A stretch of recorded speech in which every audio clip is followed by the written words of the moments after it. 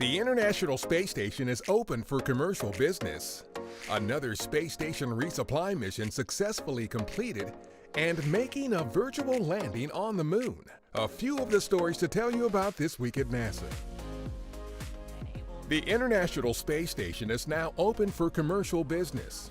A new policy announced during a June 7th news conference at NASDAQ in New York City provides the opportunity for up to 2 short-duration private astronaut missions to the space station beginning as early as 2020 if the market supports it.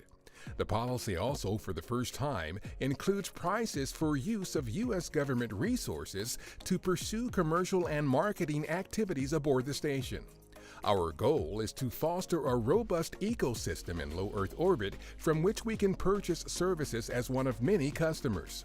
This will allow us to focus resources on our Artemis missions to land the first woman and next man on the moon by 2024. Our commercial partner SpaceX completed its 17th resupply mission to the International Space Station on June 3rd. The company's Dragon cargo spacecraft, loaded with 4,200 pounds of valuable scientific experiments and other cargo, was released from the station's robotic arm at 12:01 p.m. Eastern Daylight Time and splashed down a little more than 5.5 hours later in the Pacific Ocean. U.S. Secretary of Education Betsy DeVos visited our Johnson Space Center in Houston on June 5th to highlight a program through which education leaders and employers are narrowing the skills gap between workers and in-demand jobs.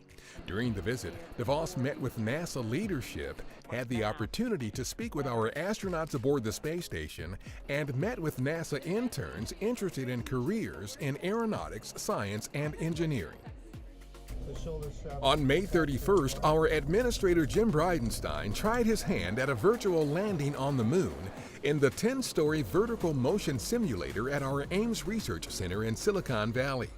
The cockpit design was configured like the Apollo lunar module, but can be customized to enable astronauts to train for future moon landings with the most high-fidelity feeling they can get on this planet.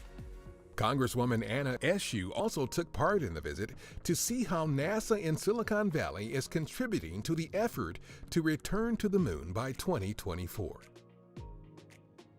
We've achieved a significant milestone in manufacturing the first large complex core stage that will help power our Space Launch System or SLS rocket on upcoming missions to the moon.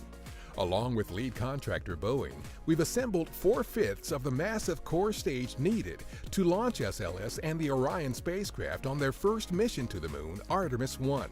The Artemis program will send the first woman and the next man to the moon by 2024 and develop a sustainable human presence on the moon by 2028. That's what's up this week at NASA. For more on these and other stories, follow us on the web at nasa.gov/twan.